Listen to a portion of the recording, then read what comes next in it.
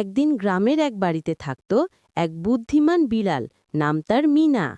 মিনা খুব শান্ত স্বভাবের, কিন্তু একটা দোষ ছিল, সে দুধ ভীষণ ভালোবাসত।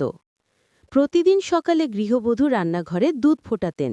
তিনি একটু অসাবধান হলেই মিনা চুপি চুপি উঠে যেত চুলার পাশে আর ছপাত করে জিভ দিয়ে দুধ চেটে খেত। একদিন বউটি বুঝে গেলেন কে দুধ চুরি করছে। তিনি দুধের হাঁড়ির ঢাকনার নিচে একটু মরিচের গুঁড়া মিশিয়ে রাখলেন। পরদিন সকালে মিনা আবার এলো। দুধের গন্ধে তার মুখে পানি এসে গেল। সে চুপি চুপি দুধ চেটে খেতে শুরু করল, কিন্তু মুহূর্তের মধ্যে মিয়াও মিয়াও, হাঁচি হাঁচি। মিনার চোখ মুখ লাল হয়ে গেল আর সে দৌড়ে বাইরে পালালো।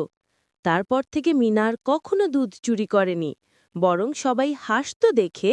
যখনই দুধের গন্ধ পেত সে নাক চেপে পালাত।